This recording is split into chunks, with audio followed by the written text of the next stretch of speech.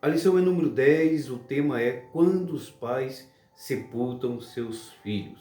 A palavra-chave sepultar, que quer dizer cobrir, tapar. Nessa semana, nós abordaremos esse tema triste. Enquanto aguardamos o arrebatamento da igreja, cedo ou tarde o luto será a realidade de muitos pais.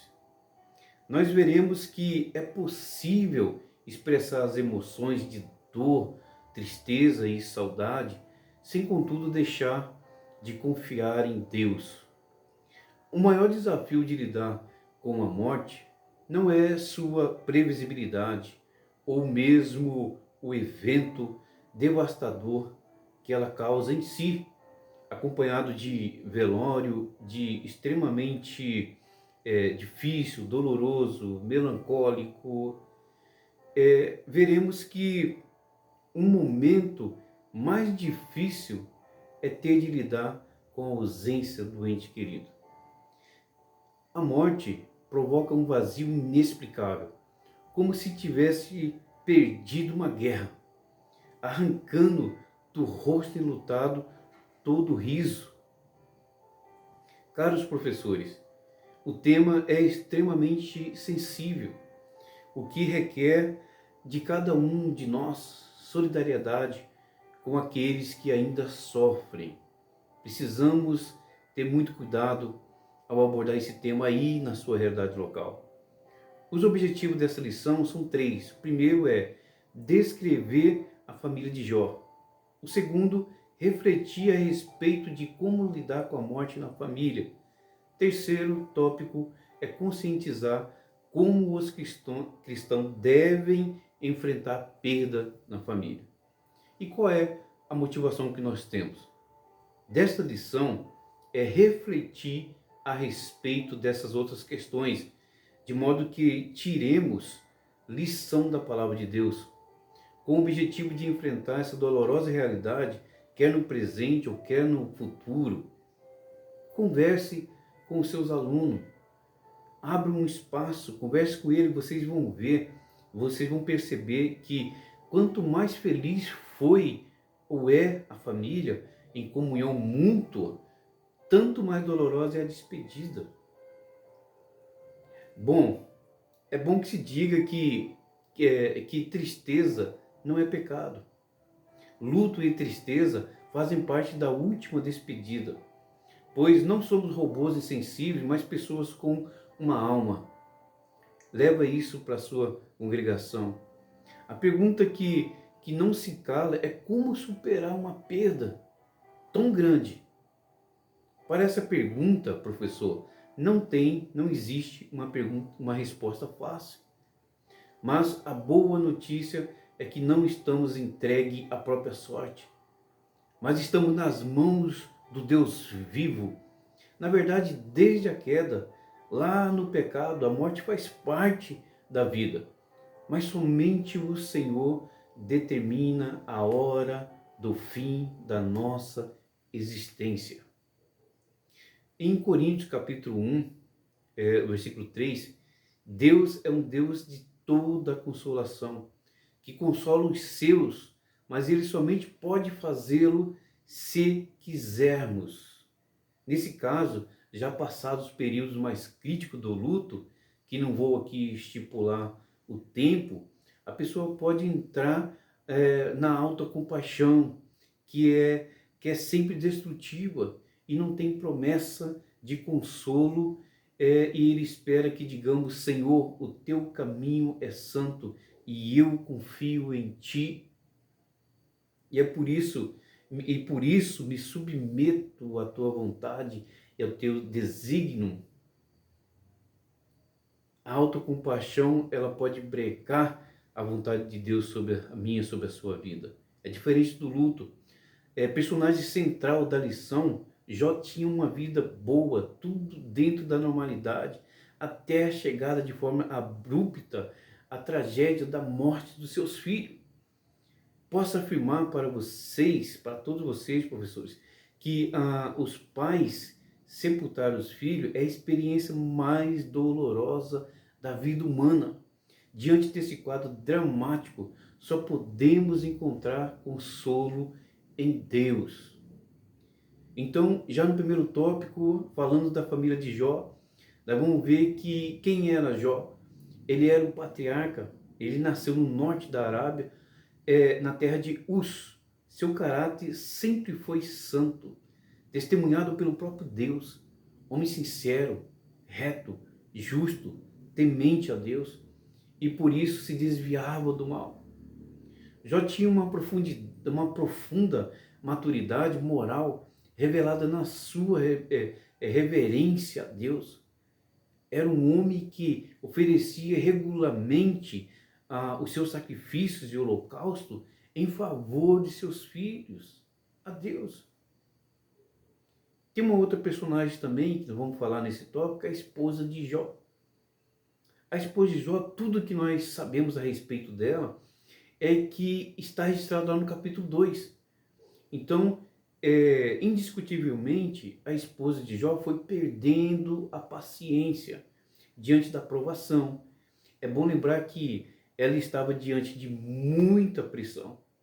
À medida que tantos eventos catastróficos sobreviam a ela e a seu marido, todavia ela continuava ali no seu papel de esposa, não abandonando o patriarca, mesmo sugerindo que ele fizesse o mesmo com Deus, abandonasse. A mulher de Jó faz nos lembrar de nós mesmos, quando só queremos receber o bem.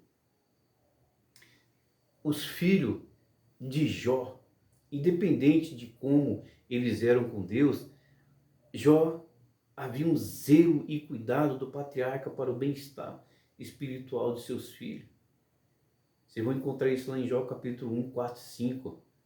Nós veremos que a catástrofe vindo sobre seus filhos foram provocados pelo inimigo. Meu amigo, meu irmão, professor, para você entender isso minimamente, você precisa ter realmente tido um encontro com Cristo e pegado das suas mãos o fardo que é leve. Ele diz isso lá em Mateus capítulo 28, versículo 30. O fardo do Senhor é leve. No tópico 2 a gente vai abordar lidando com a morte dentro da família. Aqui vai estar a nossa palavra-chave. A morte, ela é uma maldição advinda do pecado. E só o Senhor Jesus foi capaz de cravar essa maldição, cavar no lenho de sua cruz no Calvário. Na família de Jó, tudo parecia normal até que a morte os surpreendeu. Devemos estar conscientes quanto a esta realidade e não esquecer que Jesus é a nossa esperança. Por meio da sua ressurreição, podemos afirmar que a morte não nos reterá na sepultura. Jó não tinha uma noção do que estava ocorrendo no campo espiritual. O mundo desabando sobre sua cabeça, e agora a tristeza e o choro passaram a fazer parte da família de Jó. Outrora feliz e próspera, no capítulo 1 de Jó vai mostrar a reação do patriarca diante da notícia trágica, morte de seus filhos. Jó rasgou as suas vestes, rapou a sua cabeça e lançou-se em terra e adorou ao Senhor. Professor, exatamente isso. Jó adorou a Deus.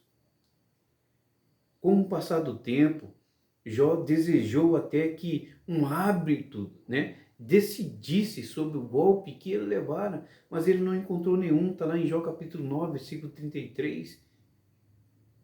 É importante nós ressaltarmos que uma perda como essa traz uma tristeza imensa. O sábio Salomão escreveu que é melhor ir a uma casa onde há luto do que a uma casa onde há banquete, porque ali se vê o fim de todos os homens. O luto, por mais amargo que seja, nos ensina a ter uma vida mais racional, a fazermos uma reflexão sobre nossas limitações. Ao saber que seus filhos haviam morrido, Jó rasgou suas vestes, rapou sua cabeça e Jó adorou ao Senhor. O que fazia Jó manter a racionalidade diante desses fatos? Mesmo com a dor da perda, que não passa a aceitação do ocorrido diante do Senhor da vida, tornou o processo de aceitação do luto mais digno de Jó. Se nós pensarmos que Jó podia ser contemporâneo de Abraão ou de Moisés, veremos que Deus abordou o problema cedo e de frente. Ele leva para a sua sala, leva isso, essa verdade onde as lutas parecem intermináveis. A esperança em Deus é infinita. Onde as lutas parecem intermináveis, a esperança de Deus é infinita. No tópico 3, nós vamos falar sobre os cristãos e o luto. Sabemos que nem sempre saberemos o motivo da morte de uma pessoa amada ou de um determinado sofrimento. Há vários estudos que abordam esse tema. O crente em Jesus não deve ser indiferente ao luto do crente, não deve se desesperar como que não tem esperança.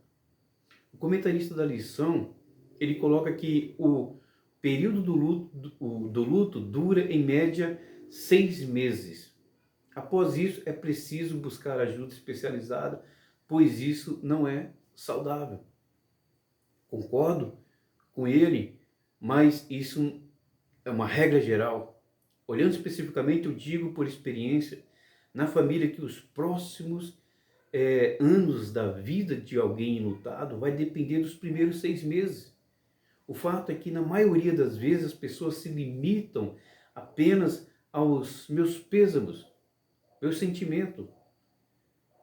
É assim que as pessoas se limitam. Com o advento da tecnologia, eles fazem isso pelas redes sociais, não indo de corpo presente prestar solidariedade aos familiares, aos que dizem que não vão porque não sabem o que dizer, insensatos. Não sabe que no momento que a família vê um familiar, não precisa de alguém no local contando genealogias intermináveis. Sim, de um ombro, precisa de um ombro amigo, precisa de um abraço que por si só já diz muita coisa. Os amigos de Jó fizeram bem essa parte. Você sabe quando que os amigos de Jó falharam? Eles falharam quando começaram a abrir a boca. Sempre no dia seguinte ao velório, quem estava longe continua longe. Quem estava perto, embora longe no sentido geográfico, vida que segue. É a palavra que a gente mais escuta, ainda mais agora depois dessa frieza da pandemia. Vida que segue. No entanto, o ônus fica com a família, que começa um processo de reflexão profunda sobre o porquê da vida. Deus é capaz de nos resgatar do sofrimento, mas pode também permitir que o sofrimento ocorra por motivos além da nossa compreensão. Pense comigo, se sempre soubermos os motivos de nosso sofrimento, nossa fé não terá espaço para crescer.